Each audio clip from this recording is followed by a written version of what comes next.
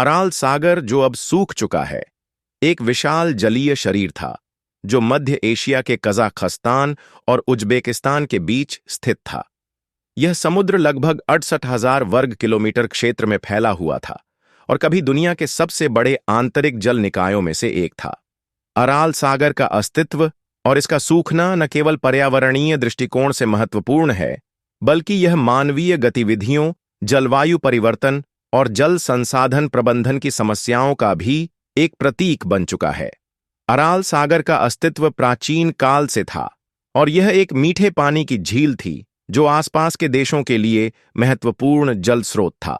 यह पानी से समृद्ध क्षेत्र था जहां मछली पालन प्रमुख उद्योग था और लाखों लोग इस क्षेत्र में जीवन यापन करते थे।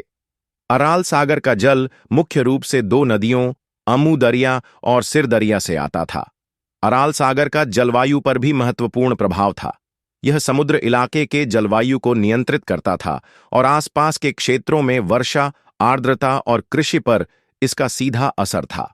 अराल सागर का सूखना 1960 के दशक के बाद शुरू हुआ, जब सोवियत संघ के तहत पानी के उपयोग को लेकर बड़े पैमाने पर बदलाव आए। सोवियत प्रशासन ने उन दोनों नदियों, अमू दरिया और सिर दरिया का पानी सिंचाई के लिए निकालने के लिए बड़े पैमाने पर परियोजनाओं को लागू किया।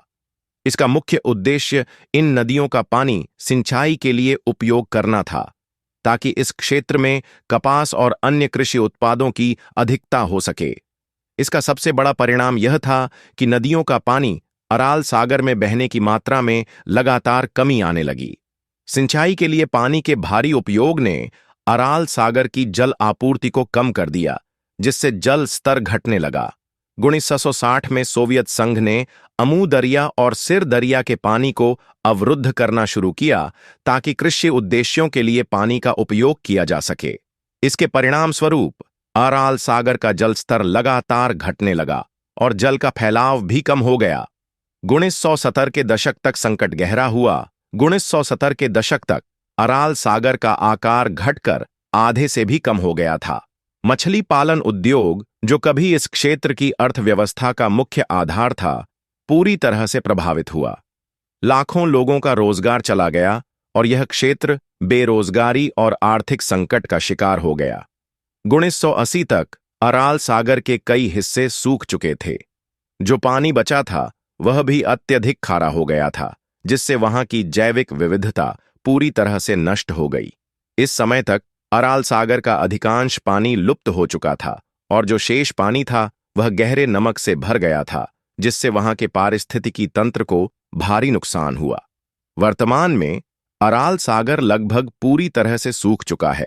इस समय यह दो हिस्सों में विभाजित हो गया है। उत्तर अराल सागर, यह कजाखस्तान के क्षेत्र में स्थित है और कुछ जल बचा हुआ है। 2005 में कजाखस्तान ने एक परियोजना शुरू की थी, जिसके तहत सिंचाई और जल संरक्षण की योजना बनाई गई थी। इसके परिणाम स्वरूप उत्तर अराल सागर में कुछ पानी बचा है, लेकिन यह पहले जैसा विशाल नहीं है। दक्षिण अराल सागर, यह उज्बेकिस्तान के क्षेत्र में स्थित है और यह पूरी तरह से सूख चुका है। यहाँ की भूमि में अत्यधिक नमक जमा हो गया है, जिससे यहाँ की मिट्टी नष्ट हो गई है और कृषि की संभावना बहुत कम हो गई है।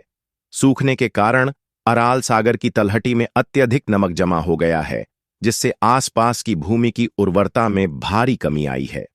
वायु प्रदूषण। सूखी अराल सागर की तलहटी से नमक और रेत उड़ा करते हैं, जो आसपास के क्षेत्रों में वायु प्रदूषण का कारण बनते हैं। इसके कारण स्थानीय लोग श्वास संबंधी बीमारियों का शिकार होते हैं।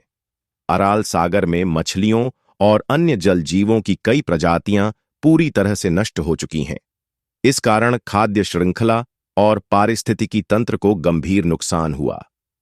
कजाखस्तान सरकार ने 2005 में उत्तर अराल सागर पुनरुद्धार परियोजना शुरू की, जिसमें जलाशयों को जोड़ने, सिंचाई की प्रणालियों को सुधारने और जल संग्रहण के उपायों को अपनाने की कोशिश की गई। इसके परिणाम स्वरूप उत्तरी अराल सागर में जल स्तर में कुछ सुधार हुआ, लेकिन स्थिति पूरी तरह से सामान्य नहीं हो पाई। अराल सागर का सूखना एक पर्यावरणीय त्रासदी का प्रतीक है, जो मानवीय गतिविधियों, जलवायु परिवर्तन और जल संसाधन प्रबंधन की विफलता का परिणाम है। यह घटना हमें यह सिखाती है कि प्राकृतिक संसाधनों का अत्यधिक और बिना योजना के उपयोग पूरे पारिस्थितिकी तंत्र को नष्ट कर सकता है। अराल सागर की कहानी एक चेतावनी है कि हमें जल संसाधनों का संतुलित और सतत उपयोग करना चाहिए ताकि ऐसी घटनाओं से बचा जा सके।